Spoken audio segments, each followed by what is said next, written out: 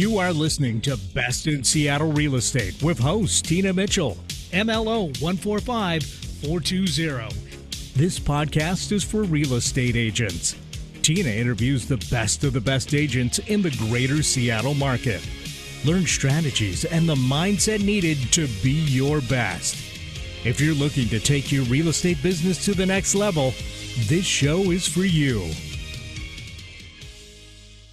Welcome to Best in Seattle Real Estate Podcast, sponsored by Hubbard Radio Seattle. I am your host and local mortgage expert, Tina Mitchell. My show is with real estate agents for real estate agents. My lineup is exclusive and reserved for the best of the best in the greater Seattle market based on closed transactions in the last 12 months. If you are a real estate agent looking to level up your game, you are in the right place. My guest today is here to share what he has learned over the years that has taken him to the top in the real estate field. Now in studio, Gordy Marks of REMAX. Hi, Gordy. Hi, Tina. Thanks for having me. Yeah, great to have you back on the show again. Gordy has closed 37 transactions in the last 12 months, and that earns him the title of industry leader. And he is here today to share his secrets to success. Data provided and verified by MMI, Mobility Market Intelligence. Gordy, thank you again for being on the show. Really excited to interview you today. Sounds great. Glad to be here. Thank you. I'd also like to give a big shout out to my producer over at Hubbard Radio, Benny. Hi there, Tina. And I think I've eaten about 37 snow cones in the last year to keep me cool because we've just been experiencing so much hotness, right? Oh my gosh, Benny, you always come up with something funny to say about what's happening. Yeah, you know what I'm doing is the old, they don't call them Otter Pops anymore, but the old Otter Pops, because we've toddler granddaughter and she loves Otter Pops, but here's the problem is she only wants pink. So what do I do with all these other colors? I got to eat them. Well, yeah, that's a sacrifice. Well, whatever. Oh my God. There's a lot behind the scenes that it takes to make this happen. And Benny is a big part of the team. So again, thank you, Benny, for everything that you do. My pleasure. So before we get started, I'd like to share a little bit about Gordy because it is all about him. Gordy has been a real estate agent for 30 years plus. He has realized that his team accomplishments are directly linked to their client successes. The realization led Gordy to the development of their philosophy and value statement, people-centered, results-driven. Gordy believes it captures both how they feel as a team about their clients and services that they strive to provide. Gordy knows the winning combination for the clients is top-notch service coupled with a keen ability to negotiate him peers and consistent basis. With this focus on both, Gordy and his team achieve the best results possible, and his numbers show it. So Gordy, let's go ahead and get into the interview today. And the first question I would like to ask you today, looking back, what is one thing that you might have done differently in your business and why is that? Yeah, Tina. So I started in this business, as you know, right out of college, and I went to work for what I would call a traditional firm. I worked for Prudential Northwest for about 5.5 years. And that was a fine start in the business. But like a lot of agents that work for traditional firms, there's not a lot of risk involved because you're on a split with the company. And I moved after about 5.5 years in the business. I moved to REMAX, which has a different type of format. It's more of a desk fee format. Where you have more risk because you're paying every month to come to work, but you have more control over the dollars that are earned. And I think if I could have had the confidence or the knowledge to maybe start at REMAX, that would have been better for me.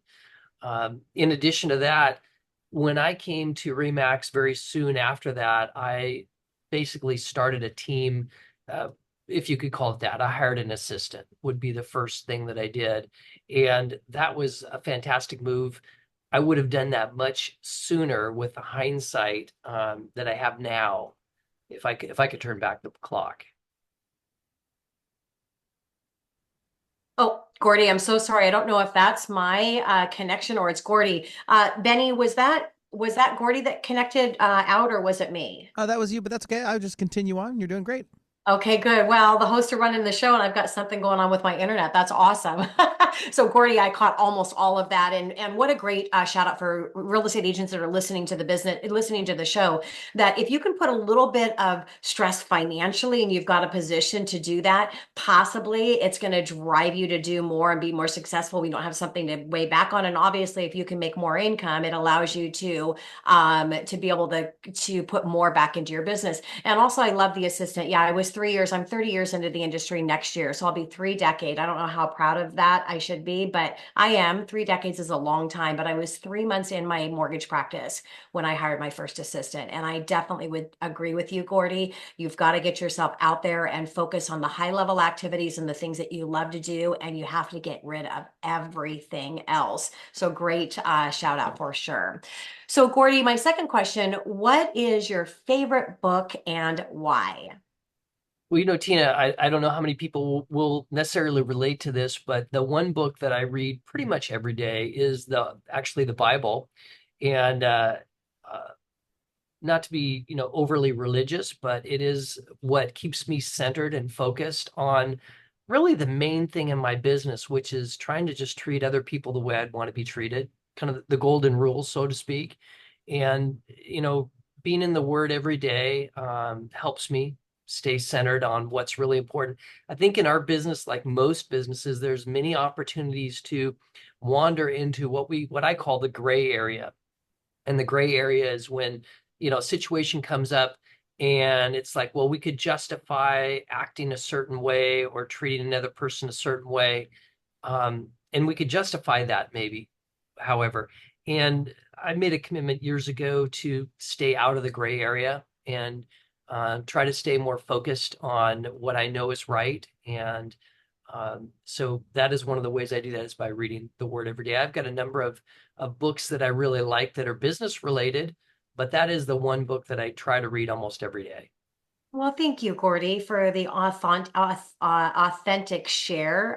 Because whether you're spiritual or religious or not doesn't matter, that you have something that drives you to be your best and to lead your life with integrity is critically important. And all of the practices in the Bible, it's interesting. The practices are, if you focus on personal mastery mirrors the messages in the Bible. It's just different. It doesn't have the stories behind it in the same way. So, absolutely, that's a great share, Gordy. Thank you so much for that.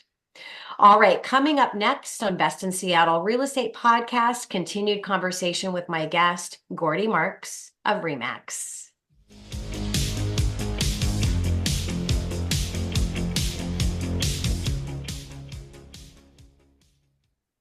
So have you ever had a buyer's mortgage decline in the middle of closing? Most lenders do not pre-underwrite loans. They require a purchase and sale contract before an underwriter reviews the loan. This can cause stress for all parties involved. Highlands Residential Mortgage does pre-underwrite. In addition, Tina Mitchell, MLO 145420, offers a personal $10,000 seller financing guarantee. This insurance policy to the seller and is not subject to the buyer's ability to secure financing. If the buyer's loan is declined and the financing cannot be secured, Tina personally pays the seller $10,000. This guarantee is only subject to the seller or property issues. Your buyers will stand out next to their competition. For more information, go to TinaMitchellTeam.com. That's TinaMitchellTeam.com. Well, welcome back to Best in Seattle Real Estate Podcast, sponsored by Hubbard Radio Seattle. I am your host and local mortgage expert, Tina Mitchell. Continued conversation with Gordy Marks of REMAX. Are you a real estate agent looking for that one thing to take your business to new heights? Gordy is here to motivate you to be your best. You will learn what he is doing and how you can implement his best practices into your real estate business. Today, Gordy is sharing his strategies and mindset needed to be the best in the industry. Gordy is here to inspire other agents to level up their business. Gordy, thank you again so much for taking time out of your day to be here with me today. Oh, you bet, Tina. Thank you again for having me. Yeah. So, Gordy, how do you deal with self-doubt in your business? Because no matter what level that we are at in business or life, self-doubt will always present itself. It's whether or not it sticks and stays or you're able to push it away. So, how do you deal with self-doubt in business, Gordy? Yeah, that's a great question, Tina. I think self-doubt is something that we all deal with on different levels. And I wouldn't say that I've always mastered how to get past that, but there are some things that have helped me a lot.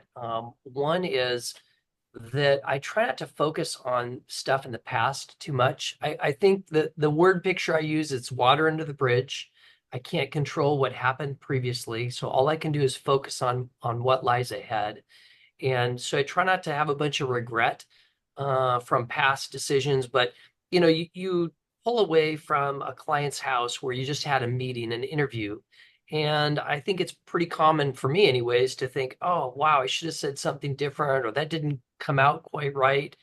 I wish I could have a second shot at that." But as the years have gone on, I think it's been less and less that I'm concerned about it, because I feel like, I'm going to go forward and put my best effort into what I do.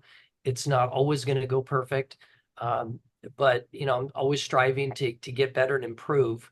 But I think if we don't stay in the past, it allows us, it frees up our horsepower to look more to the future. And that's really what I want to focus on, is the future.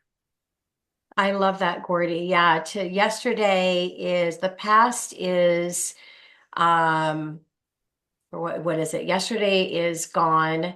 Tomorrow is a mystery, and today is your gift. And so I believe in bringing in the past and focusing on it when it gives us strengths. When you look back and go, wow, I did that. I made it through the financial meltdown. I can make it through COVID, right? Or I can make it through Right. the industry change. And the future motivates you to see what's possible and gives you something to fight for.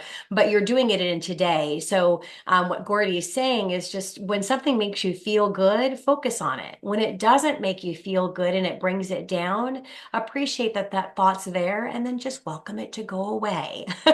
Right. And so easy way to do that is having your positive triggers, things that make you feel good, and knowing and paying attention to your body and what it's telling you feels good and what does not feel good. Gordy, thank you for that. So, how do you look at opportunities to grow? Because there's always room for us to continue to get better no matter what level we're at. And better might not be more business, it's a better person or a shifting in our life direction or whatever that case may be. So, what do you do to continue to grow? Yeah, that's great. I think it's a matter of coming from a position of abundance versus scarcity. And when we have abundance in our life, we will make decisions that are more life-giving. And so, I used to have, and I still at times struggle with, missed opportunities. But when you think about the right opportunities, those are the opportunities of people that give you life and energy. And I think that is where growth is for me. It's not necessarily doing more business, it's doing the kind of business and working with the right kind of people that make me feel more energized and wanting to come back to work the next day. So if we have a client, and from time to time, Tina, you'll have a client that they're just an energy suck. And I think for me personally, the better I can get at shaking those types of opportunities off and focusing on the others, it may not mean more business, but it will be more enjoyable business, which is at the stage of my life, that's what's more important to me. And everybody needs to decide, what it takes to pay their bills and to grow. And for me, I'm doing this pretty much because I enjoy it. And that's a good thing. I think if I was coming to work just because I had to, I would have a different outlook. Yeah. Well, and you talk about not focusing on the past and not focusing on missed opportunities. Missed opportunities are all opportunities are not the right opportunities. And we've all heard focus on quality, not quantity, or focus on quality, not quantity. So it's not about all the business you can do. It's about the quality of business that you have and the people that are connecting with you and the way you do business. Because when you take business on that wants to shift you from the way you need to do business to be successful, or people that are like you, then it brings you down and you're going to end up doing less business, right? So great advice there, Gordy. So as you think about the future of your business, what do you see? Well, I think so. There's the future of my business, and then there's the future of the business overall. And so I think I That's a alluded. big topic right now, right, Gordy? The future of the business is, Yeah, yeah. yeah. My business, first of all, on a kind of a micro level, is, we're still in a pseudo growth mode. I've surrounded myself with younger people, which is good, to stay young mentally and be looking at new technologies and things like that. As our market overall, the whole market shifts, we have to be ready to pivot. And we've had a number of things in the last decade or two that have caused major pivots. And some people pivot well and some people do not. I think the ones like yourself that have been in the business for 3 decades have learned how to pivot.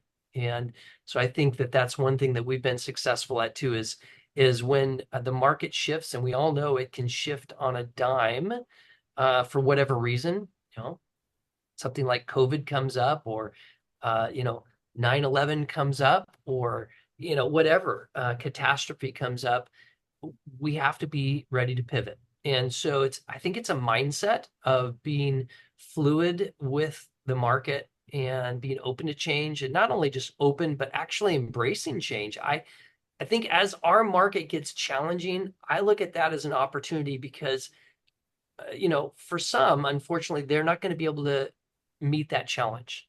And that's probably good for LOs like yourself, real estate brokers like myself, because it's kind of a weed out. The question I think for your listeners is, are you going to be one of the ones that are weeded out? Or are you going to be ones that are standing 3 decades later?